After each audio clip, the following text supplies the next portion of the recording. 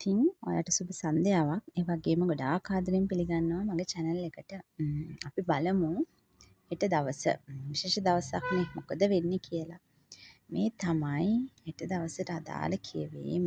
හරි. මෙන්න මේ කියවීමෙන් පෙන්눔 කරනවා හෙට දවස. ඔයාලට හොඳ සහ නරක කියන දෙකම අත්විඳින්න වෙන දවසක්. හොඳ සහ නරක.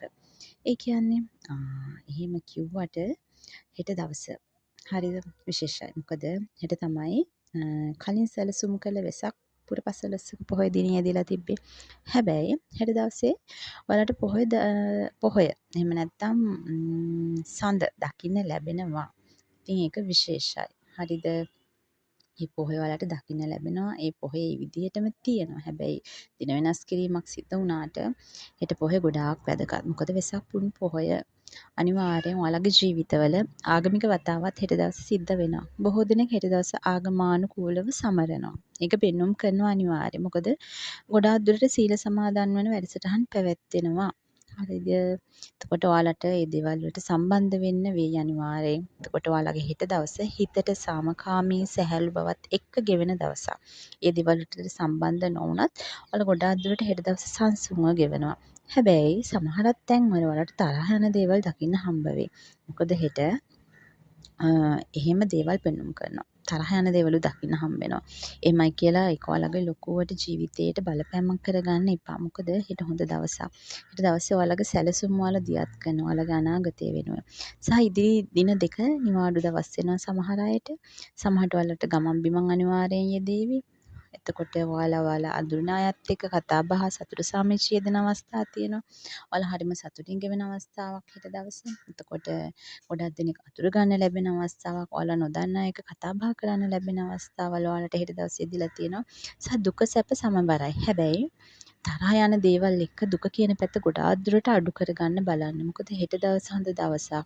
ඒ හින්දා ගොඩක් අයගේ ජීවිතේ සතුට කියන එක හෙට දවසේ තියෙනවා අනිවාර්යෙන්. වෙනදාට වඩා. ඔව් ඒක වෙනදාට වඩා කියන එක පෙන්눔 කරනවා. එතකොට ඔයාලා අනිවාර්යෙන් හොඳ දේවල් සැලසුම් කරන්න හෙට දවසේ. හෙට දවස ඔයාලට ඒ සඳහා සුදුසුයි. ඒ සඳහා හොඳ දවසක් හෙට දවසේ. ඔයාලගේ අනාගත ජීවිතයේ සැලසුම් සකස් කරන්න පුළුවන් හෙට දවසේ. හොඳ තීරණ ගන්න පුළුවන් හෙට දවසේ. ඒ වගේම ජීවිතයේ හොඳ දේවල් හෙට දවසේ අනිවාර්යෙන් සූදානම් කරගන්න. මොකද ඉතින් අනාගත කාලය වෙනුවෙන් සැලසුම් දියත් කරන සමහර අය ඉන්නවා මෙතන. ඉතින් ඒ සඳහා හෙට දවසේ පාවිච්චි කරන්න.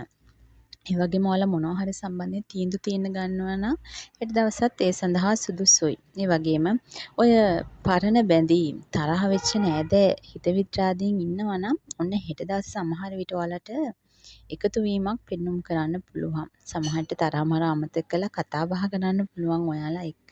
මොකද ඔයාලා නොහිතපු විදිය දේවල් හෙට දවසේ සිද්ධ වෙන්න පුළුවන්. පුංචි පුංචි තරහ ගැසීම් පුංචි පුංචි කීන්තියන් පෙන්නුවට හෙට දවසේ කට්ටිය එකට එකතු වෙලා හොඳට තමන්ගේ නෑදෑ හිත මිත්‍රකම අලුත් කරගන්න හොඳ දවසක් කියලා පෙන්눔 කරනවා. සමහර අයට ගමන් බිමන් යෙදෙනවා හෙට දවසේ. හරි? මොකද දින කිහිපයක නිවාඩුවක් වෙනවා. හැබැයි රාජකාරී යෙදෙන අය නම් ඒ සඳහා සම්බන්ධ වීමක් නැති වෙයි. ඒ වගේම ඔයාලා හෙට දවසේ අනිවාර්යෙන් ඔයාලා ගැන අවධානය යොමු කරන්න. මොකද ඔයාලගේ හිතට අනිවාර්යෙන් ආගමානුකූල දේවල් සම්බන්ධයෙන් හිතට සැනසෙල්ල දැනෙන දවසක්. ඔයාලා ඒ සඳහා යොමු වෙනවා නම් ඔයාලගේ හිතට පුදුමාකාර සැහැල්ලුවක් අත්විඳින්න හම්බ වෙනවා හෙට දවසේ. ඔයාලගේ ජීවිතේ හෙට දවසේ හරිම ප්‍රීතිමත් දවසක්. ඉතින් මේ හෙට දවස ගැන කියවීමයි. ඒ වගේම තවත් කියවීම් 3ක් ඔයාලට බලාපොරොත්තු වෙන්න පුළුවන්.